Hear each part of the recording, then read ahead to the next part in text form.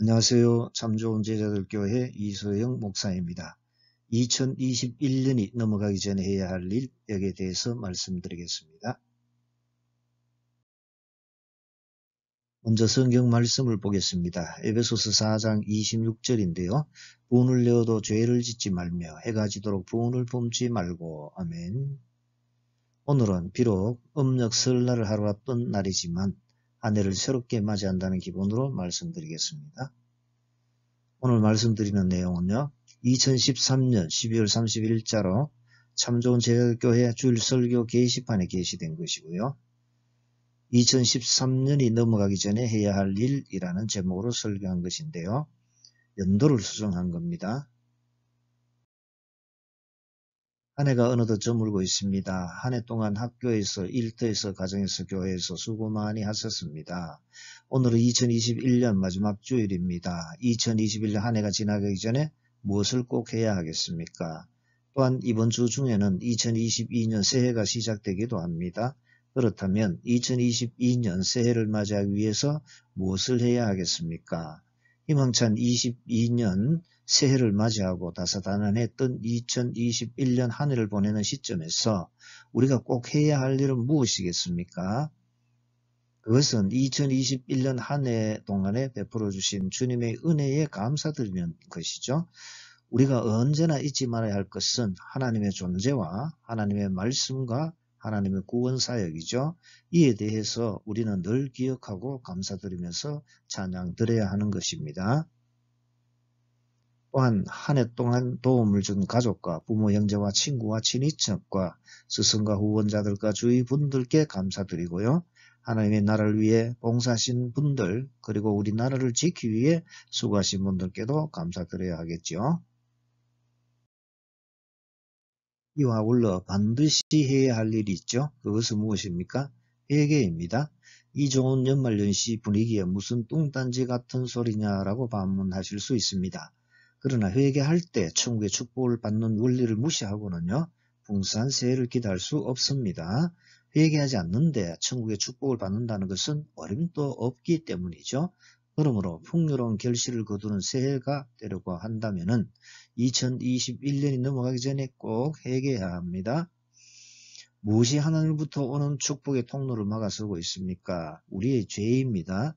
여호와의 말씀이 에레미야 선지자에게 임하였는데 여호와께서 하신 말씀이 에레미야 5장 25절에 기록되어 있죠. 너희 허물이 이러한 일들을 물리쳤고 너희 죄가 너희로부터 좋은 것을 막았느니라. 아멘. 하나님께서 위에서 아무리 좋은 것들을 내려주셔도 죄로 말미암아 받아들이지 않고 있다는 겁니다. 죄가 눈을 가리고 길을 막아버리기 때문이라는 거죠. 이러한 죄를 그대로 두고 복을 받는다는 것은 진실로 어려운 일이라는 겁니다. 그러므로 죄 문제를 반드시 해결해야 하겠지요. 여호와 하나님께서 예레미야 선지자에게 심지어 이런 말씀도 하셨어요. 그런즉 너는 이 백성을 위하여 기도하지 말라. 그들을 위하여 부르짖어 구하지 말라. 내게 간구하지 말라. 내가 내게서 듣지 아니하리라. 이런 끔찍한 지경에 빠진 이유는 무엇입니까? 그렇게 된 이유를 뒤이어 이렇게 말씀하셨는데요. 오직 내가 이것을 그들에게 명령하여 이르기를 너희는 내 목소리를 들으라. 그리하면 나는 너희 하나님이 되겠고 너희는 내 백성이 되리라. 너희는 내가 명령한 모든 길로 걸어가라. 그리하면 복을 받으리라 하였으나 그들이 순종하지 아니하며 귀를 기울이지도 아니하고 자신들의 악한 마음에 깨와 완악한 대로 행하여 그 등을 내게로 돌리고 그 얼굴을 향하지 아니하였으며 너희 조상들이 애굽 땅에서 나온 날까지 오늘까지 내가 내 종 선지자들을 너희에게 보내되 끊임없이 보내었으나 너희가 나에게 순종하지 아니하며 귀를 기울이지 아니하고 목을 굳게 하여 너희 조상들보다 악을 더 행하였느니라. 아멘. 하나님의 말씀에 순종하는 것이 복을 받는 지름길이죠. 그런데 사람들은 자신의 부패한 마음과 깨 때문에 자기가 하고 싶은 대로 살아간다는 겁니다.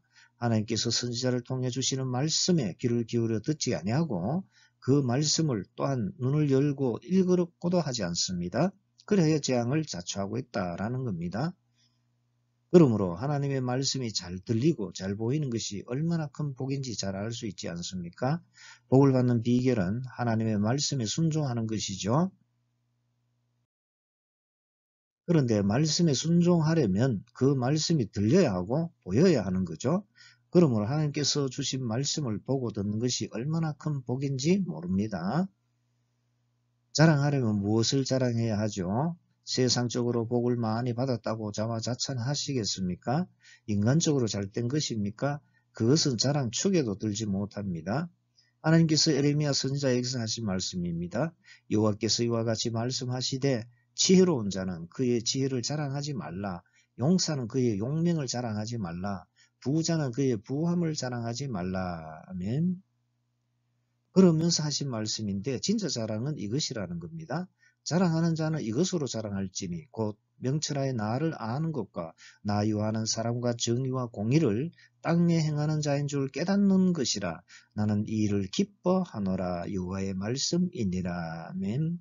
하나님을 잘 아는 사람이 크게 자랑스러운 복을 받은 사람이라는 겁니다. 하나님께서 에레미야 선지자에게 이 말씀도 하셨는데요. 여호와께서 이와 같이 말씀하시니라. 무릇 사람을 믿으며 육신으로 그의 힘을 삼고 마음이 여호와에게서 떠난 그 사람은 저주를 받을 것이라. 그는 사막의 떨기나무 같아서 좋은 일이 오는 것을 보지 못하고 광야 간조한 곳 건건한 땅 사람이 살지 않는 땅에 살리라. 아멘. 아무리 잘 살고 싶어도 잘 되지 않는 이유가 그렇다는 거죠. 그러나 이와 반대로 하나님을 의지하는 사람은 복을 받습니다. 그러나 무릇 여호와를 의지하며 여호와를 의뢰하는 그 사람은 복을 받을 것이라. 그는 물가에 심어진 나무가 그 뿌리를 강변에 뻗치고 더위가 올지라도 두려워하지 아니하며 그 잎이 청청하며 가무는 해에도 걱정이 없고 결실이 그치지 아니함 같으리라. 아멘. 하나님을 잘 아느냐 잘 모르느냐에 따라서 이처럼 엄청난 차이가 나는 겁니다. 죄가 가리고 있으면 하나님을 잘 알 수 없으므로 축복의 문제가 잘 풀리지 않는 겁니다. 죄를 품고서는 천국의 풍성함을 누릴 수 없다는 거죠. 죄로 인해 부패한 마음으로는 힘만 들 뿐이죠. 하나님께서 그 마음이 어떠한지에 대해서도 말씀하셨는데요. 만물보다 거짓되고 심히 부패한 것은 마음이라 누가 능히 이를 알리오마는 나 여호와는 심장을 살피며 배부를 시험하고 각각 그의 행위와 그의 행실대로 보응하나니. 아멘. 사람의 마음이 무엇이 차있다고 했죠? 우리가 음식을 먹고 내보내는 오물이 아니라 우리의 마음이 더 악취가 나고 더럽다고 예수님은 말씀하셨습니다. 예수께서 이르시되 너희도 이렇게 깨달음이 없느냐? 무엇이든지 밖에서 들어가는 것이 능히 사람을 더럽게 하지 못함을 알지 못하느냐? 이는 마음으로 들어가지 아니하고 배로 들어가 뒤로 나감이라. 이러므로 모든 음식물은 깨끗하다 하시느니라. 또 이르시되 사람에게서 나오는 그것이 사람을 더럽게 하느니라. 속에서 곧 사람의 마음에서 나오는 것은 악한 생각 곧 음란과 도둑질과 살인과 간음과 탐욕과 악독과 속임과 음탕과 질투와 비방과 교만과 우매함이니 이 모든 악한 것이 다 속에서 나와서 사람을 더럽게 하느니라. 아멘. 이러한 것을 가득 담은 채로는 복을 담기 어렵겠죠. 악을 배워야 복을 채울 수 있는 겁니다. 그 과정이 회개이죠. 회개한다는 것은 바로 이러한 것을 잘 깨닫고 돌이켜 비우는 과정입니다. 그래 할 때 천국의 축복이 담겨지는 거죠. 2021년 한 해를 보내고 2022년 새해를 맞이하기 전에 우리가 해야 할 일은 무엇입니까? 명확하지 않습니까? 회개하지 않고 그대로 넘어간다면은 다람쥐가 쳇바퀴를 돌듯이 또 한 해를 그렇게 살게 되고요. 물레방아가 제자리에서 빙글빙글 돌고 돌아가듯이 그런 한 해를 또 살게 되지 않겠습니까? 그러므로 우리는 회개를 통하여 죄를 깨끗이 털어버리고 넘어가야 하는 거죠. 그런데 회개는 우리의 어떤 결심이나 노력으로는 부족하겠죠. 이제까지 회개해 볼 거 얼마나 노력해 오셨겠습니까? 회개가 생각보다 쉽지 않죠. 그러므로 우리의 의지로 해결하려고 해야 하기도 하지만 예수님의 보혈을 힘입어 제 문제를 해결해야 합니다. 예수님만이 이 문제를 해결해 주실 수 있죠. 그래 할 때 죄의 문제를 근본적으로 해결받을 수 있는 겁니다. 여호와께서 에레미야 선지자에게 말씀하셨습니다. 여호와의 말씀이니라. 보라, 때가 이르느니 내가 다윗에게 한 의로운 가지를 일으킬 것이라. 그가 왕이 되어 지혜롭게 다스리며 세상에서 정의와 공의를 행할 것이며 그의 나라 유다는 구원을 받겠고 이스라엘은 평안히 살 것이며 그의 이름은 여호와 우리의 공의라 일컬음을 받으리라. 아멘. 한 의로운 가지이신 예수 그리스도를 통해서 다시 일으켜 주시고 구원해 주시고 평안히 살게 해 주시겠다는 거죠. 우리의 허물과 죄를 깨끗이 청산시켜 주실 분은 예수 그리스도이시죠. 요한일서 1장 7절 하반절. 그 아들 예수의 피가 우리를 모든 죄에서 깨끗하게 하실 것이요. 아멘. 묵은 해를 보내고 새해를 맞이하면서 반드시 해야 할 일은 바로 이것이죠. 예수 그리스도 안에서 죄를 깨끗이 회개하고 용서받는 것입니다. 이 일은 매우 기본적이면서도 매우 중요한 일이기도 합니다. 그러므로 2021년 한 해를 보내고 2022년 새해를 맞이하면서 꼭 회개하셔서 풍성한 복이 임하는 2022년 새해를 맞이하시기를 바랍니다. 그렇다면 무엇을 회개해야 하겠습니까? 회개해야 할 것은요, 신구약 성경을 보면 많이 있죠. 그 많은 것을 2021년 며칠 남지 않은 기간 내에 어떻게 모두 찾아서 회개할 수 있겠습니까? 그러므로 평소에 성경을 많이 보고 들어놓으라는 거죠. 그렇다고 지금 와서 포기할 수는 없지 않습니까? 그래서 오늘은 본문 말씀으로 회개하려고 하는데요. 본문 에베소서 4장 26절은 분을 내어도 죄를 짓지 말며 해가 지도록 분을 품지 말고 라고 하였습니다. 하나님을 알고 하나님의 말씀을 순종하는 것이 복을 받는 지름길이라고 하였습니다. 그러므로 이 말씀대로 따르면 복이 임합니다. 해가 지도록 이란 말씀은 하루 해를 의미하기도 하지만 송년의 의미에서 본다면 한 해로 볼 수가 있겠죠. 분을 품고 새해를 맞이해 봤자 달력상으로는 분명히 새해이지만 우리의 삶은 여전히 묵은 해가 되는 겁니다. 그러므로 분을 품은 채로 살아온 2021년 한 해를 회개하고 분을 풀고 넘어가야 한다는 거죠. 2021년 한 해를 보내면서 꼭 해야 할 일이 무엇입니까? 회개하고 털고 지나가야 할 것은 무엇이겠습니까? 분노입니다. 그런데 잘못된 분노가 아닌 이상 자연스러운 분노는 정상이겠죠. 화가 나는 것이 맞습니다. 전혀 잘못된 것은 아니겠죠. 분노는 지극히 정상적인 것입니다. 그 자체가 죄는 아니겠죠. 분노하는 것은 얼마든지 이해할 수 있고 또한 정당한 일이기도 합니다. 사람마다 억울한 일을 당하고 힘든 일을 당하고 손해보는 일도 당합니다. 그럴 때 어떤 반응이 일어나지요? 당연히 분노가 일어납니다. 대갚아주고 싶은 마음이 듭니다. 이것은 지극히 정상적인 반응이죠. 이렇게 분노의 감정이 일어나는 것은 정상입니다. 하지만 그 분노를 어떻게 처리하는가에 따라서 죄가 되기도 하고 축복이 되기도 합니다. 그러므로 우리는 이 분노를 잘 처리해야 합니다. 그렇다면 분노를 어떻게 처리하는 것이 좋겠습니까? 분노를 처리하는 방법을 살펴보기 전에 먼저 죄를 처리하는 것부터 알아봅니다. 법정에 가면 어떤 일이 일어납니까? 중대한 범죄를 지었다 하더라도 즉시 처단하지 않고 변호사를 통해서 변호해주고 있습니다. 심지어 경제적으로 어렵거나 여러 가지 사유로 변호사를 선임하기 어려울 때 국가에서 국선 변호사를 동원해서라도 변호해주죠. 우리 구주 예수님은 이보다 더 귀하신 우리의 변호사이시죠. 요한일서 2장 1절에서 그것을 밝혀줍니다. 나의 자녀들아, 내가 이것을 너에게 쓰면 너희로 죄를 범하지 않게 하려 함이라. 만일 누가 죄를 범하여도 아버지 앞에서 우리에게 대언자가 있으니 곧 의로우신 예수 그리스도시라. 아멘. 예수 그리스도는 대언자로서 천국 법정에서 죄를 지은 성도를 대변하는 변호사이시다라는 겁니다. 대언자는 파라클레토스라고 하는데 돕는 자, 중재자, 변호사라는 등의 뜻이 있죠. 파라클레토스는 다른 사람을 돕기 위해 부르심을 받은 이란 의미를 가지고 있다가 법정에서 도우는 자란 의미로 발전된 것입니다. 우리는 모두가 죄인이지만 의로우신 대언자 예수 그리스도로 말미암아 천국에 입장하게 되죠. 저를 포함해서 우리 모두가 마음속으로 지은 죄가 하나도 없을까요? 교통법규, 사회법, 교회법, 더 나아가 성경 말씀을 모두 잘 지키고 있겠습니까? 한 사람도 자유로울 수 없습니다. 무언가 몇 가지는 잘 지키지 못하고 있지요. 완벽하지 못합니다. 그래서 우리는 모두가 죄인이죠.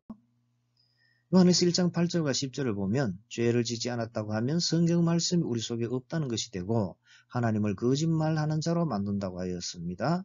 만일 우리가 죄가 없다고 말하면 스스로 속이고 또 진리가 우리 속에 있지 아니할 것이요. 만일 우리가 범죄하지 아니하였다 하면 하나님을 거짓말하는 이로 만드는 것이니 또한 그의 말씀이 우리 속에 있지 아니하니라. 아멘. 이렇게 우리가 지은 죄에 대해 죄값을 모두 치른다면 우리는 어떤 상태가 되겠습니까? 율법을 한 가지만 지키지 못하면 모든 율법을 어긴 것이라고 하였죠. 누구든지 온 율법을 지키다가 그 하나를 범하면 모두 범한 자가 되나니라고 하였습니다. 또한 무릇 율법 행위에 속한 자들은 저주 아래 있나니 기록된 바 누구든지 율법책에 기록된 대로 모든 일을 항상 행하지 아니하는 자는 저주 아래에 있는 자라 하였음이라고도 하였죠. 무엇을 의미합니까? 큰 죄만 죄가 아니라는 거죠. 나는 사소한 죄만 지었기에 큰 문제가 없다, 괜찮다, 아닙니다. 작은 죄라도 죄라는 거죠. 커다란 바위돌이든 작은 돌멩이든 연못에 던지면 모두 물속에 가라앉습니다. 죄는 크든 작든 지옥에 다 가라앉게 만든다는 거죠. 우리는 누구나 지옥에 꼬르륵 가라앉을 수밖에 없는 죄인이라는 겁니다. 그런데 가라앉지 않고 둥둥 떠서 천국 바다로 흘러 들어가게 된 것은 어찌된 까닭입니까? 심판대 앞에 계신 예수 그리스도께서 우리의 변호인이 되어 주셨기 때문이라는 겁니다. 우리가 죄를 지지 않아서가 아니라 죄를 지었음에도 불구하고 죄가 하나도 없다고 변호해 주시기 때문이죠. 만약 변호가 없다면 우리는 어떤 모습이 되겠습니까? 죄를 지은 결과로 불어닥치는 분노만 있고 진노만 있다면 어떻게 되겠습니까? 우리는 구약 성경에 말하는 제목대로 눈 뽑히고 다리 잘리고 천국이 어떻게 생긴지도 모르는 채 지옥에서 영원히 고통 속에서 지내야 할 것입니다. 요한계시록 20장을 보면 하나님 보호자 앞에 생명책이 펴져 있는 것을 볼 수가 있죠. 어떤 기준으로 기록되어 있습니까? 기록된 자와 기록되지 못한 자의 차이는 무엇입니까? 범죄한 자와 범죄하지 않은 자입니까? 범죄하지 않는 자라는 의미가 아니죠. 범죄하였음에도 불구하고 예수 그리스도께서 죄값을 대신 청산해 주셨기 때문이라는 겁니다. 그 예수 그리스도의 의의 옷을 입은 사람의 차이라는 겁니다. 그러기에 죄가 없는 거죠. 그래야 천성 안으로 들어가는 거죠. 자기 스스로 깨끗하게 해서 들어갈 사람은 아무도 없다는 겁니다. 티끌 만한 죄가 있어도 들어가지 못합니다. 스스로 죄를 없이 할 수 있고 천국에 들어갈 수 있다면 구주가 필요하겠습니까? 대언자 예수가 필요 없게 되겠죠. 그리스도의 십자가가 헛되게 됩니다. 그러나 대언자 예수 그리스도에 의해서 천국에 무난하게 들어가게 되는 겁니다. 예수님께서 지상에 계실 때 어떻게 하셨죠? 예수님의 가르치심을 보면 대언자의 역할을 어떻게 하시는지 가늠해 볼 수 있죠. 그 많은 아까운 재산을 모두 탕진한 탕자를 아버지께서 어떻게 대하신다고 하셨지요? 묻지도 않고 따지지도 않으시고 무조건 용서하지 않으셨습니까? 화가 얼마나 납니까? 우리 같으면 그 많은 아까운 재산을 탕진한 아들이 밉지 않겠습니까? 너는 이제 내 자식도 아니다 라고 하는 사람도 있을 겁니다. 그런데 아버지는 분노하지 않고 따뜻히 맞이해주고 아들로 대우해 주신 것이죠. 하나님께서 우리를 그렇게 대해 주신다는 거죠. 우리가 잘못해도 용서해 주십니다. 또한 하나님 나라의 엄청난 자원을 물수도 더비하고 있는 우리를 향해 그렇게 대해 주시고 계시는 겁니다. 그렇지 않으면 우리는 어떻게 되겠습니까? 그러므로 하나님께서 우리를 용서해 주신 것 같이 우리도 그와 같이 서로 용서하라고 하신 것이죠. 본문 다음에 나오는 4장 32절에 그렇게 말하고 있습니다. 서로 친절하게 하며 불쌍히 여기며 서로 용서하기를 하나님이 그리스도 안에서 너희를 용서하심과 같이 하라. 아멘. 우리도 분노할 일이 있어도 해를 넘기지 말고 용서하고 풀라는 거죠. 분노가 그대로 있으면 화가 닥치기 때문이라는 겁니다. 올바른 분노든 잘못된 분노든 분노를 처리하지 않고 그대로 두고 쌓아두면 탈이 생긴다는 겁니다. 아벨의 형인 가인을 보면은요, 분을 내고 도무지 풀지 못했습니다. 분노하다는 오르기조라고 하는데 70인역본에서 히브리어 하라의 번역으로 나오는데요. 가인이 분노했다고 하였을 때 이 단어를 사용하고 있습니다. 이러한 가인에게 하나님께서 죄가 문에 엎드려 있느니라 죄가 너를 원하나 너는 죄를 다스릴지니라고 하셨죠. 그런데 가인은 분노를 처리하지 못하자 행동으로 표출되었습니다. 그것이 죄가 된 거죠. 죄는 문 밖에 대기하고 있습니다. 우리가 행동에 옮기는 즉시 그것은 죄로 바뀌죠. 그러므로 죄를 다스려야 한다는 겁니다. 그렇다면 다스리는 방법은 무엇입니까? 분을 해가 넘어가기 전에 풀으라는 거죠. 눈이 쌓이면 교통이 두절되죠. 오고 가지 못합니다. 물자 수송도 하지 못하고요.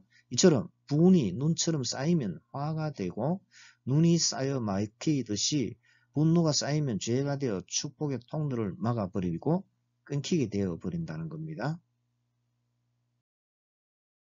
그러므로 눈이 내리면 즉시 깨끗이 치우듯이 쌓이는 분노를 치우라는 거죠.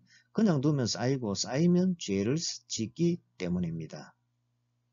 본문 앞에 나오는 이 분은 지극히 정상적으로 일어나죠. 잘했든 잘못했든 인간의 감정에 의해 일어나는 분이죠. 그런데 뒤에 나오는 분은 약간 다른 의미의 분이죠. 앞에 분노는 자연히 일어나는 상태의 분노를 말하지만 뒤에 분노는 신약 성경에 단 한 번 나오는 단어로 분노를 계속하는 것을 의미합니다. 그러면 그것이 죄가 된다는 거죠. 가인이 분노한 상태로 있을 때 하나님께서 죄를 다스리라고 말씀하셨죠. 아직 지속적인 분노의 상태로 넘어가서 죄를 지지 않고 있을 때입니다. 돌이킬 기회가 있었죠. 분을 풀 기회가 있었습니다. 그런데 가인은 계속 분노를 품으로써 죄로 바뀌어져서 동생을 죽이는 죄를 서슴없이 저지른 거죠. 계속 쌓이는 분노는 치명적이라는 것입니다. 계속된 분노는 축복의 연결 도구인 기도 생활에도 치명적입니다. 분노가 기도 응답을 막기 때문입니다. 분을 품고 드리는 기도는 통로가 꽉 막힌 기도이죠. 그러기에 사도 바울이 이렇게 당부합니다. 그러므로 각처에서 남자들이 분노와 다툼이 없이 거룩한 손을 들어 기도하기를 원하노라. 아멘. 사도 베드로는 아내와의 관계에서 그러한 기도 비결을 말했는데요. 남편들아 이와 같이 지식을 따라 너희 아내와 동거하고 그를 더 연약한 그릇이요 또 생명의 은혜를 함께 이어받을 자로 알아 귀히 여기라. 이는 너희 기도가 막히지 아니하게 하렴 함이라. 아멘. 아내를 귀하게 여기지 않고 다투는 상태에서 드리는 기도는 허공을 칠 뿐이라는 거죠. 막힌 기도가 응답이 될 수 없죠. 축복을 받게 하는 기도가 될 수 없는 겁니다. 그러므로 분을 풀어야 복을 받는다는 거죠. 예수님께서 얼마든지 화나실 수 있으시지만 분노하지 않으시고 푸셨는데요. 십자가에 몫이 박히신 채로 하신 말씀 가운데 유명한 말씀이 있지 않습니까? 이에 예수께서 이르시되 아버지 저들을 사하여 주옵소서 자기들이 하는 것을 알지 못함이니이다 하시더라. 그들이 그의 옷을 나누어 제비 뽑을세. 아멘. 지금 누가 분노해야 하죠? 십자가에 못을 박은 군중이 아니라 예수님이시죠. 그런데 분을 품지 않으시고 불쌍히 여기시고 오히려 그들을 위해서 기도해 주신 겁니다. 본문을 보면 화가 나더라도 죄를 지은 데까지 나아가지 않도록 하라는 겁니다. 해가 넘어가기 전에 풀어서 해결하라고 하고 있죠. 해가 슬금슬금 넘어가는데도 노여움을 품고 있지 말라는 겁니다. 계속 쌓아서 품고 있는 지속적인 분노는 죄를 짓게 만들어서 축복의 통로를 막는 치명적인 죄의 씨앗이 되기 때문이라는 겁니다. 그러므로 해를 넘기지 말라는 겁니다. 분노를 반드시 처리해야 한다는 거죠. 그런데 나를 미워하고 나에게 손해를 입힌 원수, 섭섭한 게 많은 원수에 대해서 분노하지 않고 사랑한다는 것은 말만큼 쉽지 않지요. 분을 풀어야 하는데 이것이 하나님의 말씀에 순종하는 것이요. 복을 받는 지름길인 줄 훤히 알고서도 잘 못 지킬 때가 있습니다. 그만큼 힘이 든다는 거죠. 이처럼 해가 지기 전에 분노를 처리하는 것은 사람의 의지와 노력으로는 참 어렵습니다. 그러나 해결할 수 있는 방법이 있죠. 우리가 힘써 애를 쓰기도 해야 하지만은 성령님의 능력을 힘입을 때 근본적으로 해결받을 수 있다는 겁니다. 성령님이 우리 마음에 부어지면 해결받습니다. 성령님이 충만하게 부어지면 어떤 일이 일어나겠습니까? 하나님 아버지의 영이 충만하게 부어지죠. 그래야면 당자를 기꺼이 받아주신 아버지의 마음이 품어지겠죠. 그래야 분노를 풀고 사랑하게 되는 겁니다. 또한 예수님의 영도 충만하게 부어지겠지요. 그리하여 끝까지 대속해 주시는 대언자 예수님의 마음도 품어지게 되어서 분을 풀고 용서하게 되는 겁니다. 그러므로 성령님이 우리 모두의 마음에 충만하게 부어지시기를 원합니다. 이제 우리가 2021년 한 해를 보내고 2022년 새해를 맞이하면서 해야 할 일이 분명해졌습니다. 청문회를 보면은요, 과거의 크고 작은 일에 대해서 미주알, 꼬주알 다 들춰내죠. 왜 그렇게 합니까? 좋은 사람을 뽑아서 좋은 일꾼을 세우기 위한 것입니다. 그런데 놀라운 것은 성령님도 파헤치시죠. 조그만 죄라도 들춰내십니다. 왜 그렇게 하시죠? 생매장시키기 위해서입니까? 아니죠. 사소한 죄를 한 가지라도 깨닫게 해서 회개시킴으로 천국의 축복을 받도록 하기 위한 것입니다. 성령님은 회개시켜 용서받게 하시려고 파헤쳐 주시는 것이죠. 그러기에 우리가 분노해왔던 것을 깨닫는 그 자체가 이미 은혜를 받은 것이고 이미 복을 받은 것입니다. 요한일서 1장 9절을 보면 만일 우리가 우리 죄를 자백하면 그는 미쁘시고 의로우사 우리 죄를 사하시며 우리를 모든 불의에서 깨끗하게 하실 것이요 라고 하였죠. 그러므로 사랑하는 성도 여러분, 그동안 우리가 분노해왔던 것들과 2021년 한 해 동안 분노해왔던 것을 성령님의 도우심을 힘입어서 회개하십시다. 그래야면 예수 그리스도의 피로 분노가 깨끗하게 처리될 줄로 믿습니다. 이렇게 2021년 한 해가 넘어가기 전에 분노를 처리함으로써 이번 주 중에 맞이하는 1월 1일이 인생의 새로운 전환점이 되어서 2022년 새해는 천국의 부요함이 풍성하게 결실하는 한 해가 될 줄로 믿습니다. 예, 여기에 나오는 내용은 참 좋은 제자들교회 주일설교 게시판에 올려져 있는 것이고요. 성경 강의 원고, 그 다음에 파워포인트 원본은 참 좋은 제자들교회 또 게시해 두었습니다. 본 유튜브 영상 아래쪽 설명란에 링크해 두었으므로 활용하시면 되겠습니다. 감사합니다.